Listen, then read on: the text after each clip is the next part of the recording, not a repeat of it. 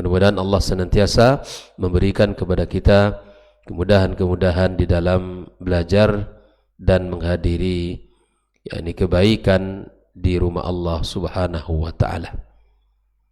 Salat dan salam untuk Nabi kita yang mulia sallallahu alaihi wasallam. Semoga salat ini juga tersambung kepada keluarga beliau, para sahabat dan siapapun yang setia di atas sunnahnya sampai hari kiamat kelak. Pagi ini kita masih melanjutkan dalam pembahasan kitab Al-Mulakhas fi Syarhi Kitab Tauhid. Babu, ini bab yang ke-34. Babu qaulillahi ta'ala, bab firman Allah. Ya, babu qaulillahi ta'ala. Bab ini masih yang menjadi judul babnya adalah firman Allah Subhanahu wa ta'ala. Yaitu dalam surat Al-A'raf ayat 99 pada halaman 273. Silakan yang mengikuti di layar monitor untuk melihat halaman 273.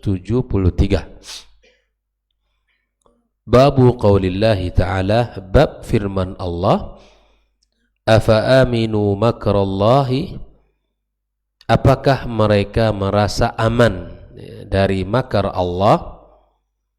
Fala ya'manu makrallahi illal qaumul khasirun. Tidak ada yang merasa aman dari makar Allah kecuali orang-orang yang merugi. Merugi di hari kiamat ada dua jenis. Merugi dengan diazab oleh Allah di nerakanya dengan azab yang sifatnya abadi, yang orang-orang kafir yang tidak beriman, atau lebih ringan daripadanya, diazab kemudian dikeluarkan sehingga masuk ke dalam surga. Apapun jenisnya dan bentuknya, kalau sudah diazab di dalam neraka itu adalah kerugian. Ini ayat ayat 99 dari surah Al-A'raf. Wa qaulihi ta'ala, dan firman Allah Subhanahu wa taala yang kedua, wa may yaqnatu min rahmati rabbih wa may yaqnatu min rahmati rabbih illa dhallun. Ya. Tidak ada orang yang berputus asa dari rahmat Allah kecuali orang-orang yang sesat. Ya, afwan, kecuali orang-orang yang adh-dhalun, yang dimurkai Allah Azza wa Jalla. Ya, yang sesat. Ya. Wa may yaqnatu min rahmati rabbi illa dhalun. Ya.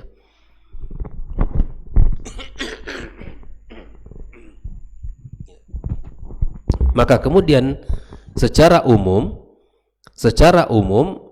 bab ini membahas dua keadaan. Yang pertama, orang-orang yang merasa aman dari makar Allah itu orang yang merugi. Dan orang-orang yang putus asa dari rahmat Allah itu orang-orang yang adh-dhalin, ya, orang-orang yang sesat. Ya, orang-orang yang sesat. Maka tidak boleh kita terlalu berharap kepada Allah, atau tidak boleh kita menjadi orang-orang yang merasa aman dari makar Allah, ya, sehingga kita tidak punya rasa takut dari azabnya. Di dalam kondisi orang-orang yang merasa aman dari azab Allah, itu tidak ada rasa takut, ya, dari azabnya. Nah, ini sifat yang tidak baik.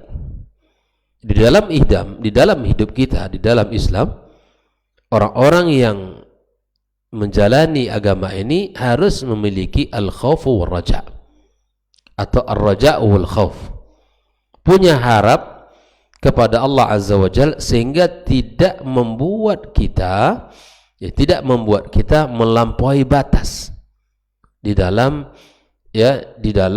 melakukan sesuatu maksiat. Kita mengatakan Allah Maha Pengampun. Ya, kita maksiat, kita katakan Allah Maha Pengampun, bukan ini. Ya. Tapi kita punya rasa punya rasa takut kepada Allah Subhanahu wa taala, sehingga membuat kita tidak mau melakukan maksiat dan dosa. Dan kita punya harap ya kepada Allah yang tinggi, ya, sehingga kita tidak boleh berputus asa. Inilah secara umum dalam bab ini dijadikan dua ayat ini, orang yang merasa aman dari makar Allah itu orang yang merugi, dan orang yang berputus asa dari rahmat Allah itu orang yang sesat. Berkata Syekh Shalih Al-Fauzan, munasabatul babi li kitabit tauhid, dari dosa yang besar, min a'zamiz dzunub, termasuk dosa-dosa yang besar. Wa anna kullan minhuma yunafi kamalat tauhid, bahwa orang yang merasa aman dari makar Allah dan putus asa dari rahmatnya itu menafikan kesempurnaan tauhid. Tauhid kita mengajarkan apa? Mengajarkan agar kita tetap merasa dalam pengawasan Allah, dan tauhid mengajarkan kita agar tetap takut kepada Allah dan kita tetap memohon rahmat dan kasih sayang Allah. Kita tidak boleh bersikap putus asa atau bersikap kita merasa aman, ya, karena keduanya itu adalah bagian dosa yang besar, dan itu menafikan kesempurnaan tauhid kita. Nah, siapapun yang melakukan hal ini maka harus ya kembali kepada jalan yang benar. Wa annahu yajibu 'alal mu'min, maka wajib bagi setiap orang mukmin ayajma'a bainal khaufi war raja, agar dia mengumpulkan dua sendi ibadah kita kepada Allah, yaitu al-khauf, memiliki rasa takut, dan ar-raja, dan punya harap yang besar kepada Allah, ya. Rasa takut itu akan mengawal kita untuk berhati-hati, tidak bermudah-mudah melakukan dosa. Ar-raja itu agar menjadikan kita selalu ya berharap kepada Allah, tapi tidak boleh kita merasa aman, ya. Tidak boleh merasa aman, ya. Jangan sampai kedua sisi ini timpang. Dia mesti dibangun di atas keseimbangan antara khauf dan raja. Kita takut melakukan dosa karena ya kita paham tentang siksaan yang Allah sediakan bagi mereka balasan.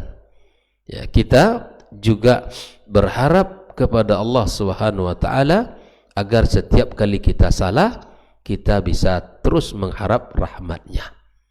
Ya, begitu. Jadi dua sisi ini mesti seimbang. Kalau kita bersalah, semua orang berpotensi melakukan kesalahan. Maka ketika dia terjatuh dalam sebuah kesalahan, jangan putus asa, segera bangkit, bertaubat, minta ampun kepada Allah. Itu disitulah fungsi raja. Allah mengampuni kamu insyaallah, karena Allah Maha At-Tawwab. Tapi jangan salah, ar-raja ini ya ingin kalau salah di dalam menyikapinya, kenapa engkau bermaksiat? Kenapa engkau minum khamar? Allah Maha Pengampun. Ini salah. Penempatannya salah. Ketika dia di dalam bermaksiat kepada Allah, segera bangkit, taubat, minta ampun, karena Allah Maha Pengampun. Khauf, ketika kita mengetahui bahwa di dalam melakukan maksiat dan dosa ada siksaan, ada azab, ada balasan yang pedih dari Allah Azza wa Jalla untuk mereka yang melakukan maksiat, maka kita tidak bermudah-mudah dalam melakukan dosa. Kita takut kepada Allah Azza wa Jalla.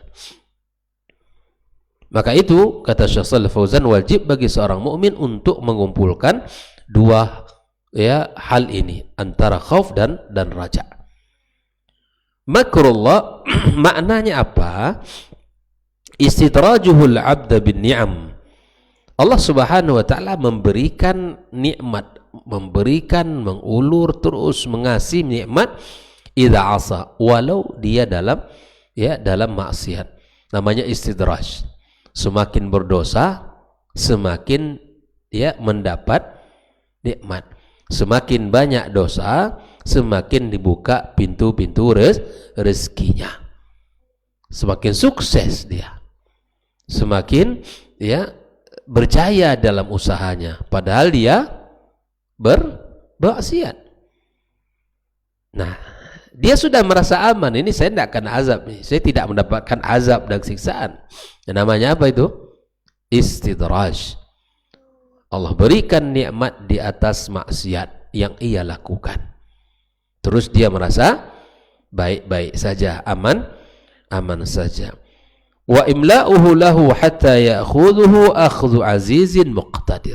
Allah ulurkan itu, sikap bahwa dia merasa aman, tidak diberikan peringatan oleh Allah Subhanahu wa taala, sehingga Allah memberikannya hukuman oleh zat yang maha aziz dan maha kuat dan maha mampu. Jadi khafillah, terkadang kehidupan kita yang diuji oleh Allah dalam kesulitan, dalam kondisi terkadang kita ini mendapatkan cobaan, itu adalah pelajaran agar kita tahu ada Allah yang akan memberikan solusi, agar kita sadar bahwa kita hamba yang lemah. Tidak semua kehidupan kita terus indah dan mulus, dan juga tidak selalu kehidupan kita dalam kondisi sulit dan terhimpit. Kedua sisi itu ada pelajaran. Dari sisi kebaikan itu agar kita selalu bersyukur, dan dari sisi kesulitan agar kita selalu berada pada sadar bahwa kita punya Allah yang akan menjaga dan melindungi. Itu dia. Makanya orang kalau sudah merasa hebat, baik, aman dalam posisi dia dalam maksiat, jangan-jangan itu istidraj yang Allah berikan kepadanya. Al-khasirun maknanya ayyal halikun, orang yang binasa, yang rugi, yang hancur. Itu siapa tadi? Orang-orang yang merasa aman dari makar Allah. Dia merasa aman, tidak mendapatkan azab. Yaqnat ay al-qunut istib'adul faraji wal ya'si min. Menganggap jauh solusi itu, menganggap jauh solusi dari masalahnya dan berputus asa. Ini tidak boleh. Inna ma'al usri yusra. Sungguh pada setiap kesulitan ada kemudahan, insyaallah. Jadi setiap apa yang kita hadapi pasti insyaallah ada solusi. Naam. Adh-dhalun awil mukhti'una ala tariq as-shawab. Al-mukhti'un ala tariq as-shawab. Adh-dhalun itu orang-orang yang salah di dalam jalan kebenaran. Adh-dhalun. Ini kita bicara tentang adh-dhalun, ingat ayat dalam surat Al-Fatihah. Dua kaum yang Allah tidak sukai, ghairil maghdubi alaihim waladhdallin. Tidak jalan yang dimurkai dan juga tidak jalan yang sesat. Siapa yang mereka yang dimurkai Allah? Orang-orang Yahud. Mereka berilmu tapi tidak beramal. Ad-dhalin ar-nasrani, orang-orang yang semangat ibadah tapi tanpa ilmu. Tersesat mereka di dalam jalan kebenaran. Berkata Shalih Al-Fauzan, al-ma'na al-ijmali lil ayataini, makna global dari dua ayat ini. Yazkurullahu subhanahu ta'ala, Allah menyebutkan hala ahli al-qura al-mukadzibina lirrasul. Allah memberitakan tentang kondisi sebuah kampung yang mendustakan para rasul. Annalladzina hamalhum ala takdzibihim, yang mendorong mereka untuk mendustai para rasul, huwal amnu min istidrajillahi lahu, merasa aman dari istidraj Allah terhadap mereka. Mereka menyangka kaum yang disayangi Allah. Mereka menyangka mereka aman dari azab Allah. Mereka aman merasa tidak dipantau dan tidak merasa diawasi Allah.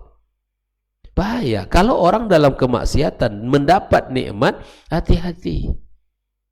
Bukan tanda sayang Allah, tapi bisa jadi itu adalah istidraj. Yang pelan-pelan Allah berikan nikmat, lalu Allah cabut dengan azab yang pedih.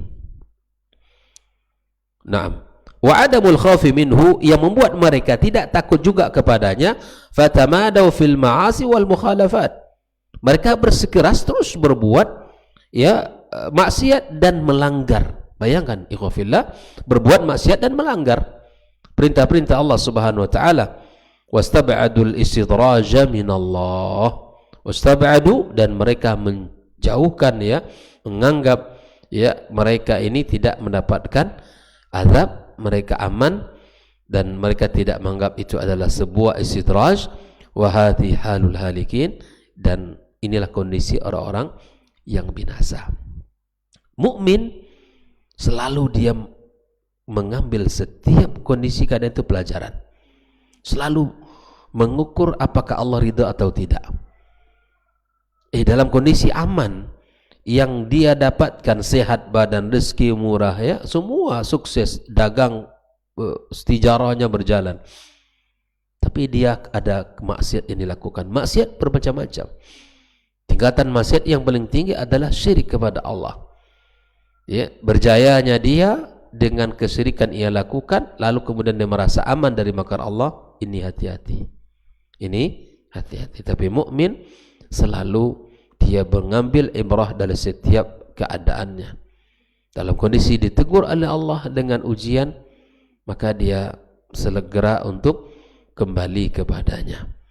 Dan ketika dia dalam nikmat, maka dia bersyukur atas nikmat itu dan dia gunakan dalam kebaikan.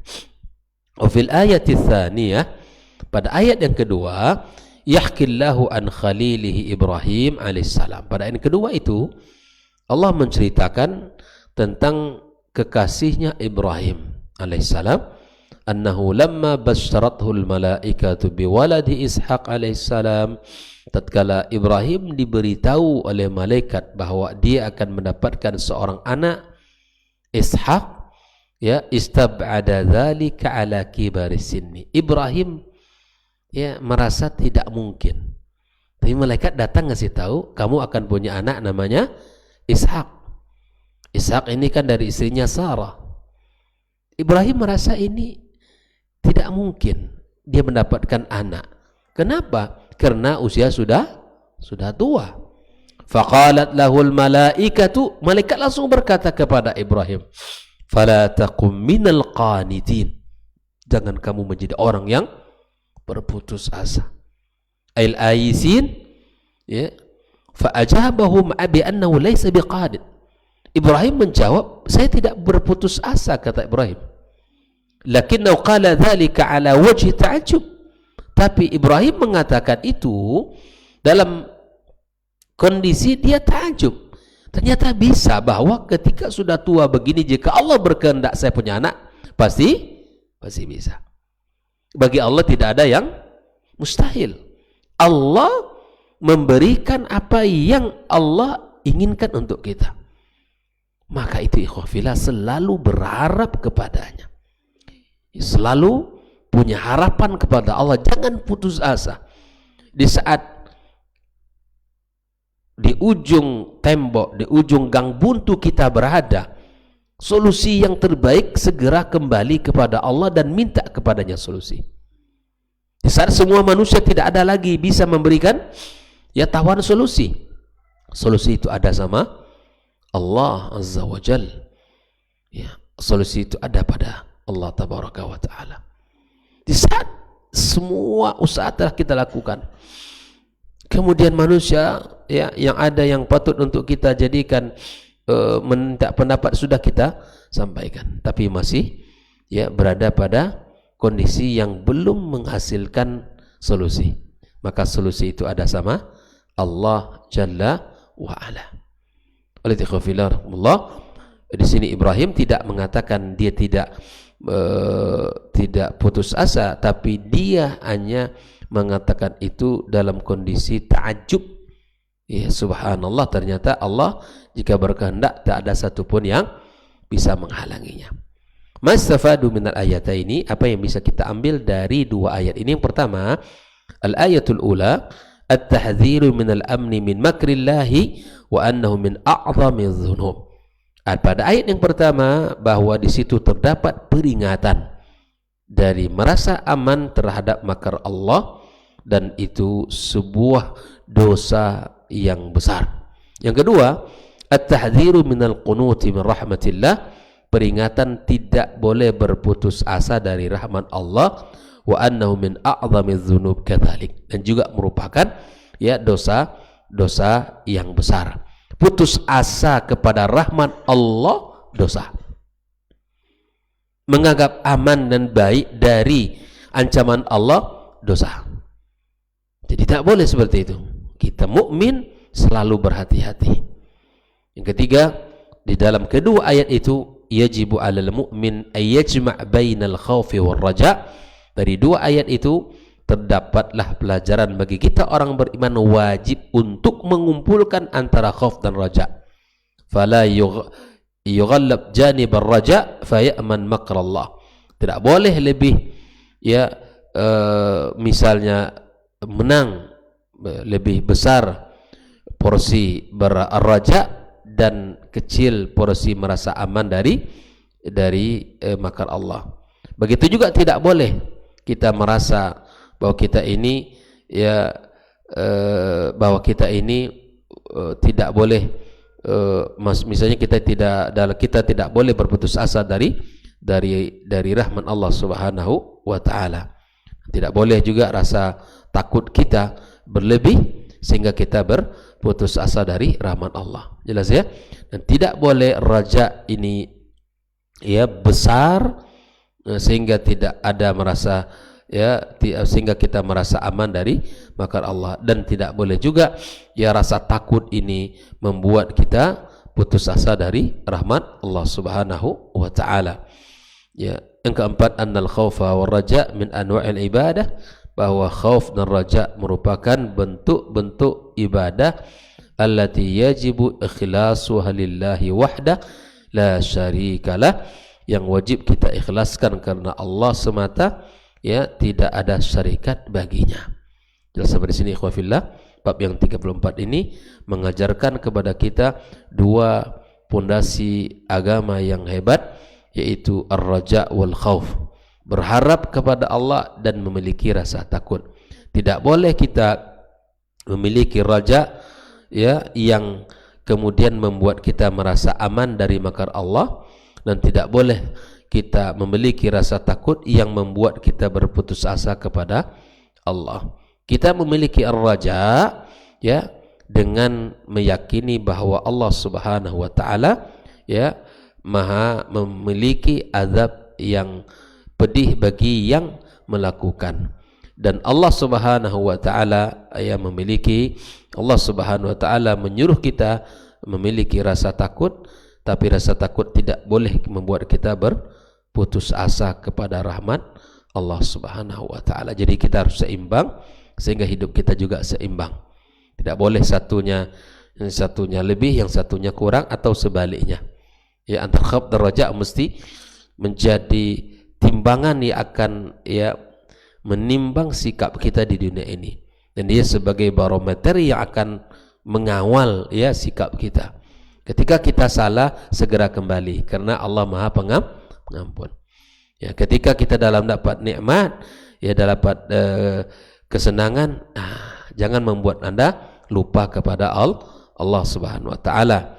Jangan merasa aman dari makarnya, tapi bersyukurlah kepadanya agar Allah tambahkan kenikmatan itu kepadamu. Dan kedua-duanya adalah ibadah yang agung.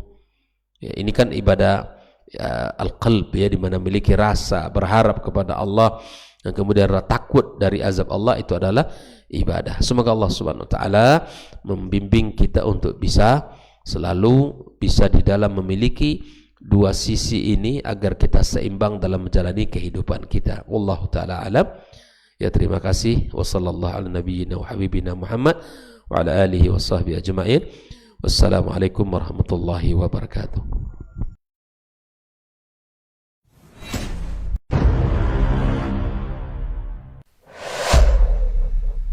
Dunia dan seisinya ini bagi Allah tak sama nilainya dengan sebelah sayap lalat.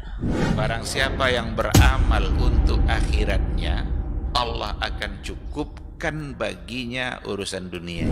Sayati zamanun 'alan nasi as-sabiru fihim qalqabit al-jamarah. Akan ada satu masa di akhir zaman yang berpegang teguh dengan agamanya seperti orang yang sedang memegang bara api.